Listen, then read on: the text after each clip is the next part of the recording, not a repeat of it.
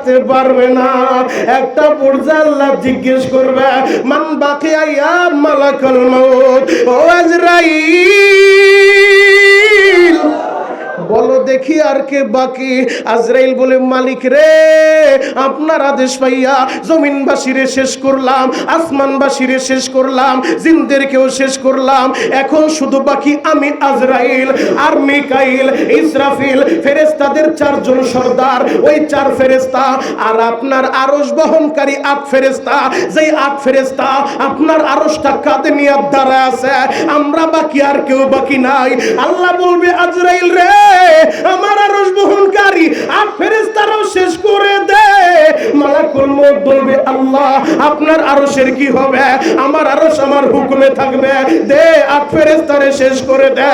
যুবক ভাইরা রে, মালাকুল মউত আজরাইল আরশ বহনকারী 8 ফেরেশতা তাদের জানটাও বের করে দিবে বাবা।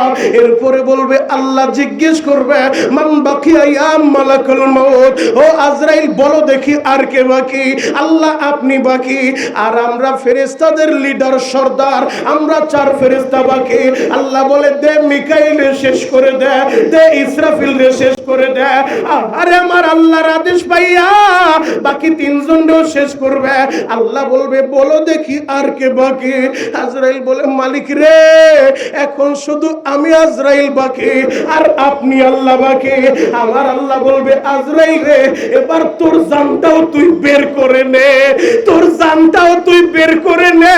ও যুবক ভাইরা রে, এই কথাটা বলার সাথে সাথে মালাকুল মউত আজরাইল একটা চিৎকার মাইরা বলবে, ও দয়ার আল্লাহ,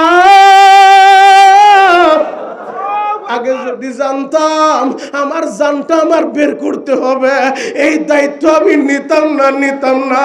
জান বের করা, আরে যাদের সামনে আজরাইল দাঁড়ায় যায় তারা জানে গো বাবা মৃত্যুর যন্ত্রণা কত কঠিন।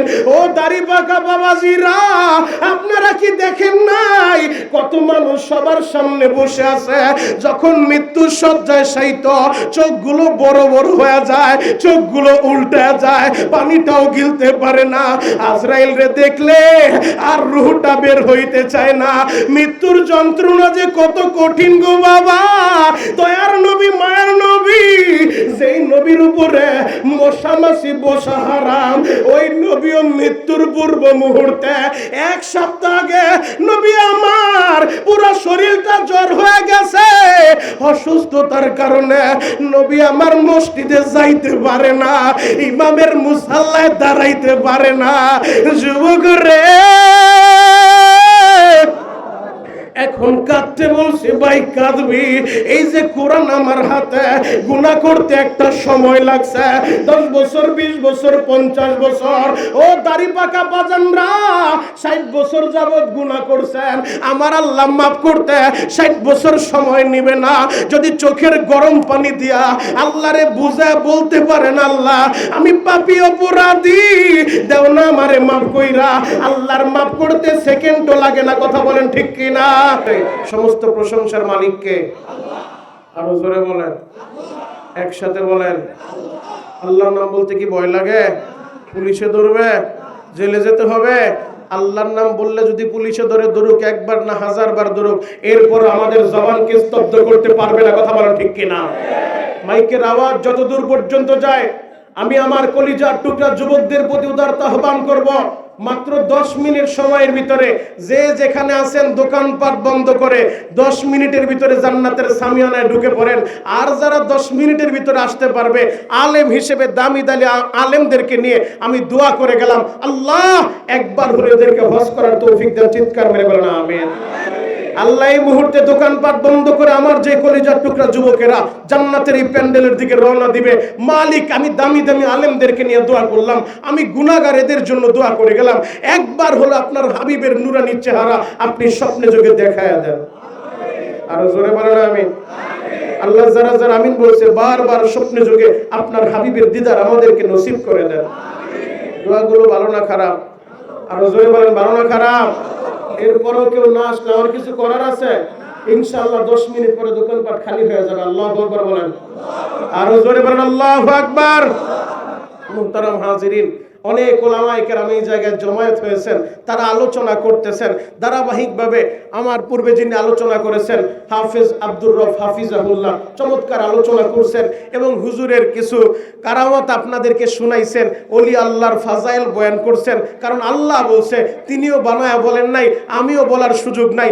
আল্লাহ বলছে, আল্লাহ ইন্না আউলিয়া আল্লাহি লা খাউফুন আলাইহিম ওয়া লা হুম ইয়াহজানুন। আল্লাহর ওলি যারা, এদের ভয় নাই, ভয় নাই, এদের চিন্তারও কারণ নাই। আল্লাহু আকবার। তো আমি যে জিনিসটা আপনাদেরকে বুঝাইতে চাই, আমি যে আয়াতটা তেলাওয়াত করছি, আয়াতের অংশ বিশেষ, এই আয়াতটা হিন্দুরাও স্বীকার করে, বৌদ্ধরাও স্বীকার করে, খ্রিস্টানও স্বীকার করে, নাস্তিকও স্বীকার করে, আস্তিকও স্বীকার করে, মুসলমানও স্বীকার করে।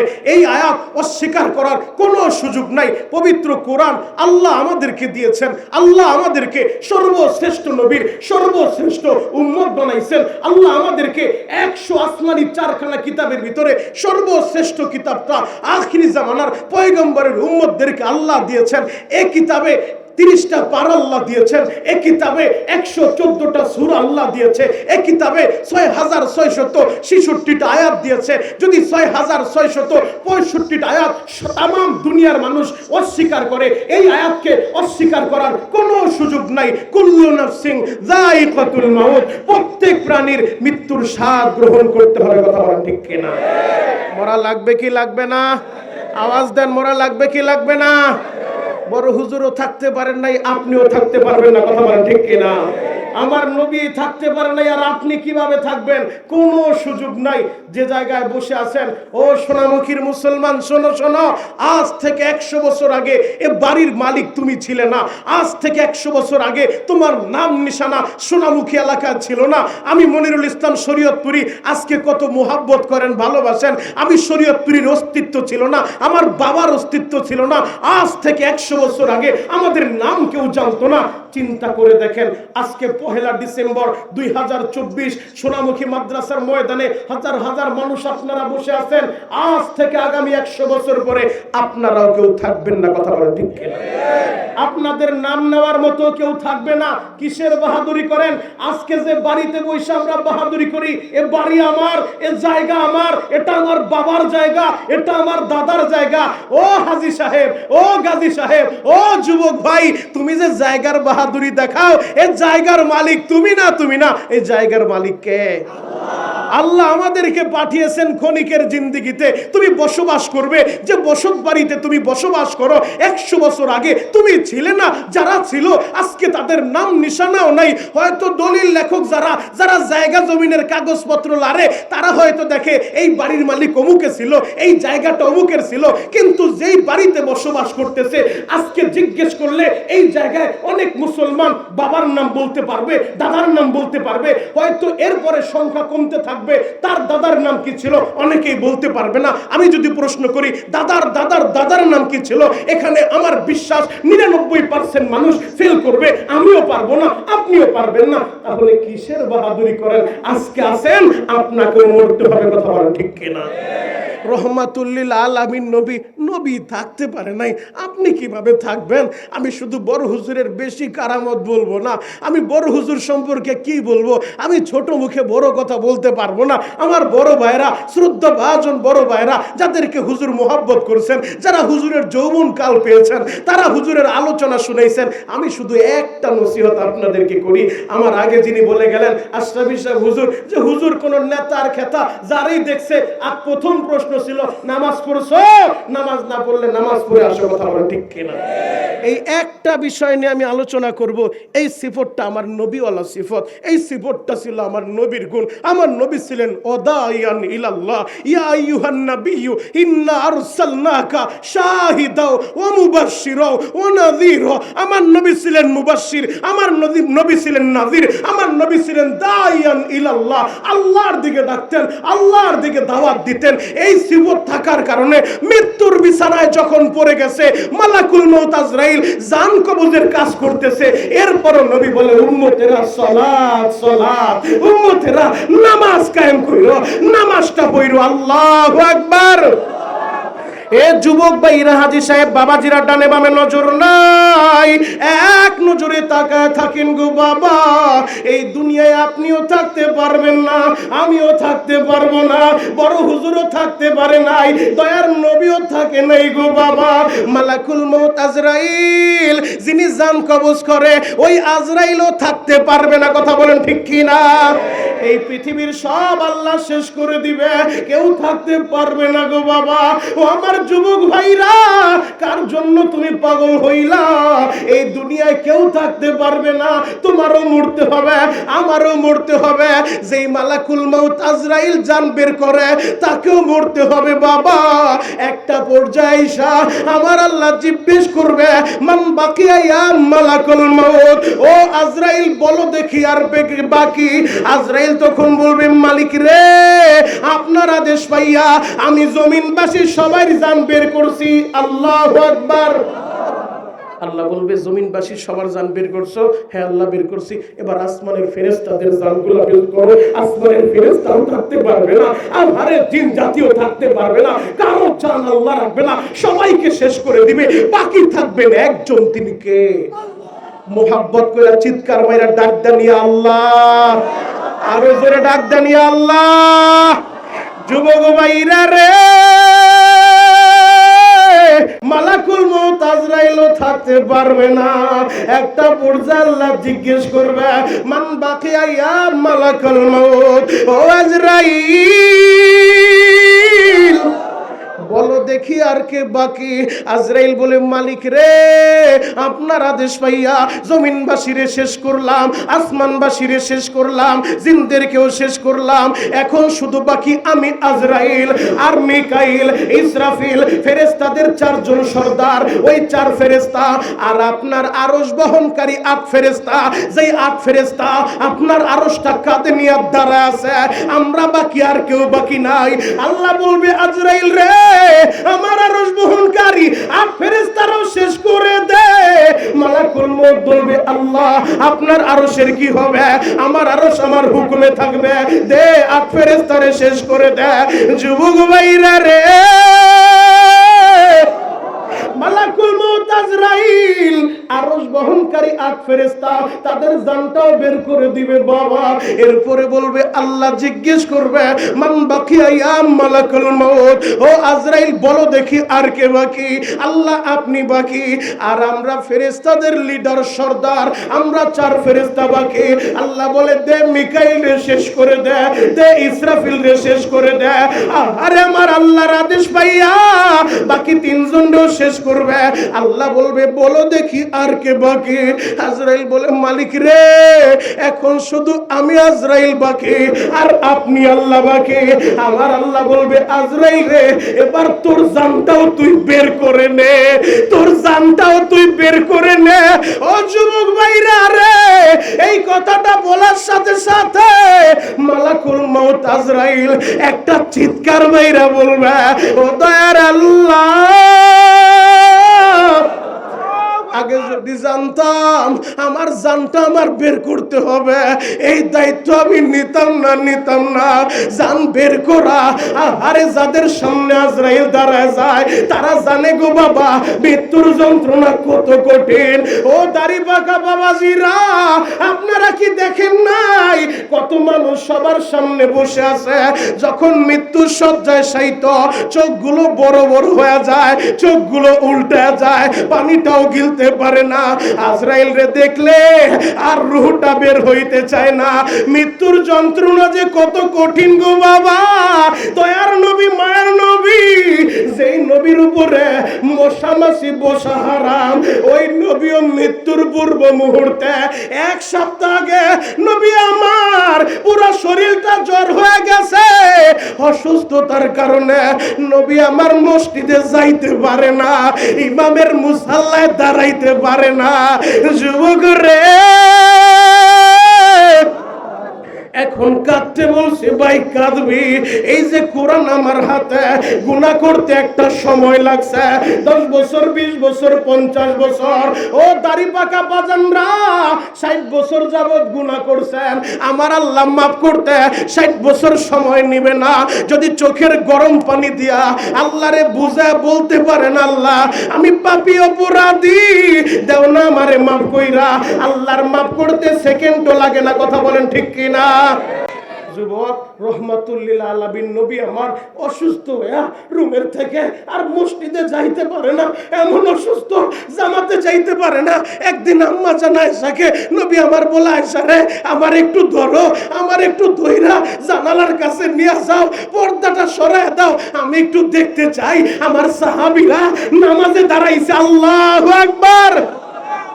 মসজিদে নববীর সাথে আমার নবীর কামরা ছিল, আম্মা জান আয়েশার হুজরা, যেই জায়গায় নবীজির রওজা। ও হাজিরা যারা হজে গেছে তাদের জিজ্ঞেস করেন নবীর রওজা যেটা, এটাই ছিল নবীজির রুম, সাথেই ছিল মসজিদ। আম্মা জান আয়েশার কাদের ভিতরে বর কইরা নবী যখন বসতে পর্দাটা সরায় দিছে, আমার নবী তাকায় দেখে আবু বকর ইমামের মুসাল্লায় দাঁড়ায় গেছে, আবু বকরের পিছনে সব সাহাবায়ে কেরাম সারিবদ্ধ হয়ে নামাজ আদায় করে। আল্লাহু আকবার। নামাজের এই দৃশ্য দেখা নবী আমার কান্না করে। বক্তারা বলছে সব কান্না আনন্দের কান্না না, কিছু কান্না হয়, কিছু সব কান্না কষ্টের কান্না না, কিছু কান্না আনন্দের কান্না। নবী আমার কান্না করতেছে। আম্মা জান আয়েশা বলে, ইয়া রাসূলুল্লাহ ইয়া হাবিবাল্লাহ, আমার বাবা আপনার জায়গায় দাঁড়ায় নামাজের ইমামতি করে, মনে হয় আপনি কষ্ট পাইছেন, আমার বাবা দাঁড়াইছে এই জন্য কান্না করেন। নবী আমার বলে, আয়েশা রে না না না, এ কান্না আমার দুঃখের কান্না না, এ কান্না আমার আনন্দের কান্না। আয়েশা রে এই নামাজের লাইগা তাইবে মার খাইছিলাম, আয়েশা রে এই নামাজের লাইগা ওহুদে আমার দান শহীদ হইছে, আমার দান শহীদ হইছে। যুবক ভাইরা রে এই নামাজের দৃশ্য দেখা নবী আমার বলে, আয়েশা রে আজকের কান্না আমার আনন্দের কান্না, এই নামাজের জন্যই তো আমি মার খাইছিলাম। একদিন আম্মা জান আয়েশা নবীরে প্রশ্ন করে বসে, নবী গো ওহুদের ময়দানে তো দান শহীদ হইছে, জানি এটা অনেক কষ্টের, এর চাইতেও আপনার জীবনে আরো কোনো কষ্টের দিন আসেনি। নবী আমার বলে, আয়েশা রে তুমি তো জানো না আমি যখন তায়েফের ময়দানে গিয়েছি ওই তায়েফের যুবকেরা আমার এমন ভাবে মারছে রে আয়েশা, আমার দেশের যুবকগুলা গুলাম দিয়া তারা পাখি শিকার করে, গুলাম দিয়া পাখি মারে। তায়েফের বেঈমানগুলা ওই গুলাইনের ভিতরে পাথর বইরা বইরা আমার নবীর দিকে মারে গো বাবা। যায়েদ ইবনে হারেসা বলে, ও দুনিয়ার মানুষেরা ওই এক একটা পাথর আইসা নবীর জামাটা ছিদ্র হইয়া আরে গোস্তের ভিতরে ঢুইকা যায়। নবী আমার বেহুশ হয়ে পড়ে গেছে, আবার দাঁড় করাইয়া আবার মারা শুরু করছে। একই দিনের ভিতরে 3 বার মারছে। ওই দৃশ্য দেখা আসমানবাসীরা কেঁদেছিল, জিব্রাইলও কেঁদেছিল, সমস্ত ফেরেশতা কেঁদেছে। এরপরে আমার আল্লাহ ফেরেশতাদের কান্না দেখা জিব্রাইল রে পাঠাইছে। জিব্রাইল রে তাড়াতাড়ি যাও আমার বন্ধুরে যা বলো, বন্ধু যদি অনুমতি দেয় পুরা তায়েফটারে উল্টায় দিবা। আমি শরীয়তপুরি আপনাদের ছেলে, আমারে আল্লাহ যতবার মক্কা মদিনায় নেয় আমি একবারও তায়েফ মিস করি না। কেন জানেননি? এই তায়েফের ময়দানে গেলে আমার নবীর কথাটা বেশি মনে পড়ে। এই ময়দানে আমার নবীর রক্ত ঝরছে। ও যুবকেরা, এই তো গত মাসে আমি আমার মা বাবার সাথে নিয়ে ওই যে শেখের ভিতরে হালিম শেখ, আজিজ শেখ, তারাও আমার সাথে সঙ্গী হয়েছে। তাদেরকে জিজ্ঞেস করেন ওই তায়েফের ময়দানে গেলে নিজের আর চেক দিয়ে রাখা যায় না। ও যুবকেরা, আমার নবী যখন বেহুশ হয়ে পড়ে আছে জিব্রাইল আমিন আয়েশা বলে, নবী গো একটা বার শুধু আপনি বলবেন, আপনার আদেশ পাইলে সাথে সাথে আমার আল্লাহ বলছে তায়েফটারে উল্টায় দিতে, দুই পাশের পাথর পাহাড়গুলা এমন ভাবে চাপ মারবো, এই জায়গায় যে কোনো মানুষ বসবাস করছে কোনো চিহ্ন থাকবে না। আমার নবী তখনও বরদুয়া দেয় না, মায়ের খায়ও নামাজের দাওয়াত দেয়। কেন দেয় জানো? আমার নবী যে ওয়াদাইয়ান ইলাল্লাহ, আমার নবী ওয়াদাইয়ান ইলাল্লাহ, মায়ের খায়াও বরদুয়া দেয় না। সোনামুখীর হুজুর কতজনে কত কথা বলছে, বরদুয়া করে নাই রে বাবা, শুধু দোয়া করে আল্লাহ এদেরকে হেদায়েত দাও, এদেরকে সহি বুঝ দাও। অনেকে বেয়াদবি করে, বরদুয়া দিতে জীবনে আমি দেখি নাই। এই যে হুজুরের ছাত্ররা আছে তাদের কাছে জিজ্ঞেস করেন, আপনারা নিজেরাই তো জানেন, আমার চেয়ে আপনারা ভালো জানেন, কোনদিন হুজুরের মুখ দিয়া বরদুয়া বের হয় নাই। নবীওয়ালা গুণ, ওই যে আমার নবী মায়ের খায়ও বরদুয়া দেয় নাই। আমার নবী বলে জিবরাইল রে, আমি যদি বরদুয়া দেই কে তাদেরকে দাওয়াত দিবে, কে তাদেরকে নামাজের কথা বলবে? আমি বরদুয়া দিব না, এরা আমারে চিনে না, এরা আমার পরিচয় পায় নাই। এরা যদি পরিচয় পাইতো আমারে মারতো না। জিবরাইল রে, আমি বরদুয়া দিব না, আল্লাহ আমারে পাঠাইছে। ওমা আরসালনাকা ইল্লা রাহমাতাল লিল আলামিন, আমি তো রহমতের নবী, আমি তো গজবের নবী না, আমি গজবের দোয়া করতে পারি না। ও যুবক ভাইরা, ওই নবীও থাকতে পারে নাই, এইটাই আপনাদেরকে আমি বুঝাইতে চাই। নবী আমার মৃত্যু শয্যায় শায়িত, বিছানায় পড়ে গেছে, নামাজেও যাইতে পারে না।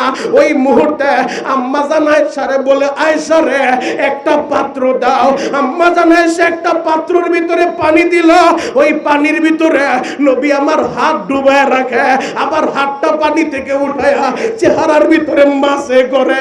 আমার নবী বলে, আয়েশা রে মৃত্যুর যন্ত্রণা যে এত কঠিন রে আয়েশা, নবী আমার রহমতের নবী, ইমামুল মুরসালিন, খাতামুন নবীন, ওই নবী মৃত্যুর আগে আহারে পাত্রের ভিতরে হাত ভিজায়া চেহারায় মাসে করে।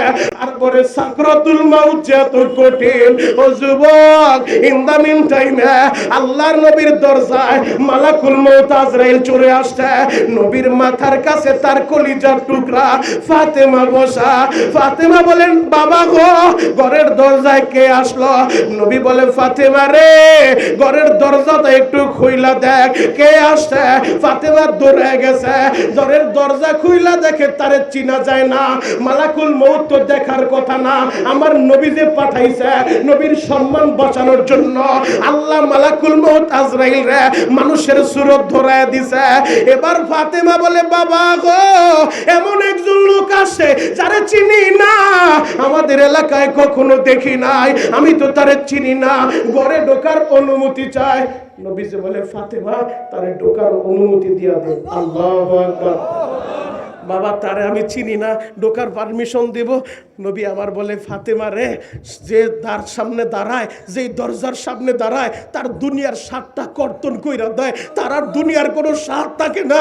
ওই আজরাইল যার সামনে দেখা দেয় তার দুনিয়ার স্বাদ শেষ হয়ে যায় রে ফাতেমা।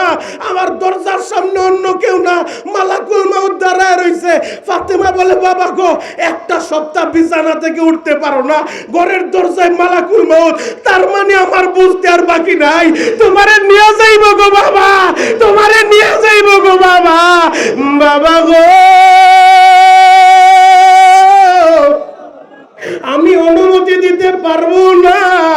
আমার নবী বলে, ফাতেমা রে, মালাকুল মউত কারোর কাছে যাওয়ার জন্য তার পারমিশন লাগে না রে মা, এটা তোর বাবার সম্মান রে মা, তুই যদি অনুমতি নাও দাও এরপরেও সে আমার কাছে চলে আসবে। ও মা, তোর বাবার সম্মানে অনুমতি চাইছে, দে মা, তার অনুমতি দিয়া দে। এবার যখন মালাকুল মউত আজরাইল রে ফাতেমা অনুমতি দিয়া দিছে গো বাবা, ও আমার দাড়ি পাকা বাজানরা, এখন কাঁদতে বলছি কাঁদবা। ফাতেমার বুকে যে কত ব্যথা, কিছুক্ষণ পর বাবা চলে যাবে। আমি জানি না তোমাদের কার বাবা নাই।